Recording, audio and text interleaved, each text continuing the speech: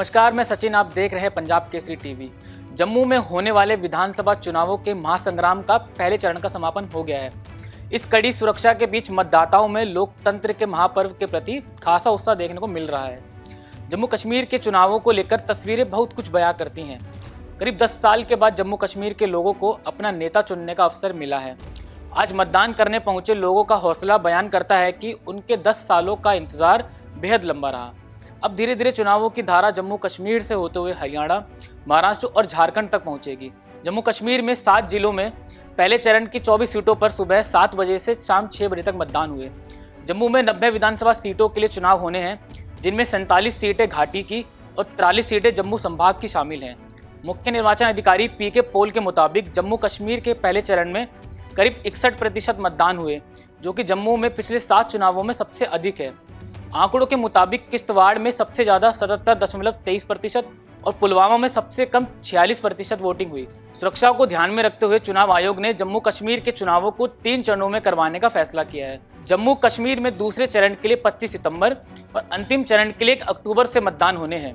जम्मू कश्मीर चुनावों के नतीजे 8 अक्टूबर को हरियाणा विधानसभा नतीजों के साथ आएंगे। आइए बताते हैं कि जम्मू कश्मीर में पहले चरण का क्या हाल रहा है और अब चरण के बाद वहां का चुनावी माहौल क्या है। जम्मू कश्मीर में चुनाव का शुभारंभ हो गया है। जम्मू कश्मीर संभाग की उन सीटों पर भी जबरदस्त वोटिंग हो रही है जो कभी आतंकवाद का गढ़ कही जाती थी। जम्मू कश्मीर में 18 सितंबर को 24 सीटों के लिए पहले चरण के लिए मतदान हुए हैं। 10 साल के बाद जम्मू कश्मीर में लोग अपना मुख्यमंत्री चुनने के लिए मतदान कर रहे हैं। पहले फेज की वोटिंग को लेकर देश के अलग अलग राज्यों में रहने वाले 35,000 से ज्यादा विस्थापित कश्मीरी पंडितों ने भी वोट डाले हैं। चुनाव में उनके लिए कुल 24 स्पेशल बूथ बनाए गए थे। जम्मू कश्मीर में दूसरे चरण के लिए मतदान जल्द है। ऐसे में राजनीतिक दलों के नेता जोरों शोरों से चुनावी रैलियों को संबोधित कर रहे हैं।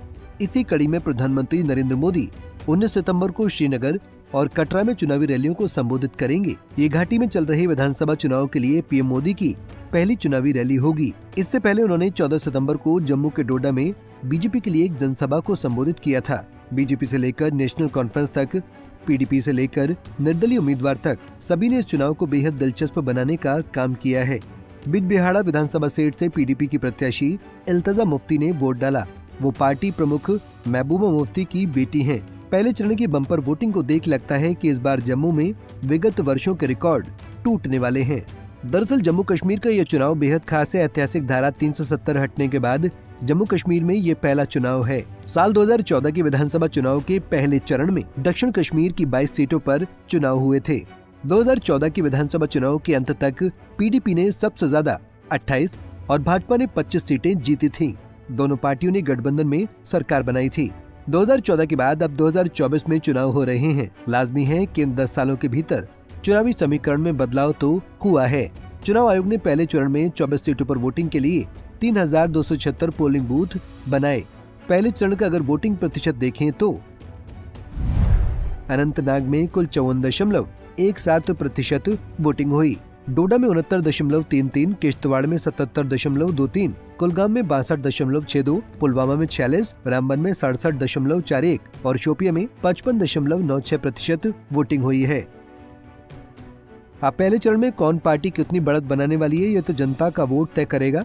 लेकिन अगर पिछले चुनाव के नतीजों पर नजर डालें तो एक ट्रेंड जरूर समझ आ सकता है। पिछली बार के चुनाव में महबूबा मुफ्ती की पार्टी मजबूत स्थिति में थी। जम्मू कश्मीर में पहले चरण का मतदान बहुत कुछ बयां करता है। दूसरे चरण के लिए 25 दिसंबर को मतदान होने हैं।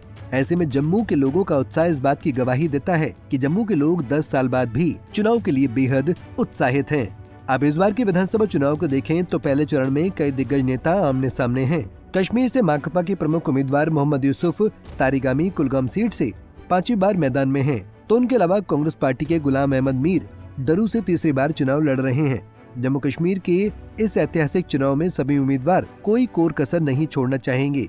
बहरहाल आने वाला समय ही तय करेगा कि जम्मू कश्मीर किसकी मुट्ठी में होगा।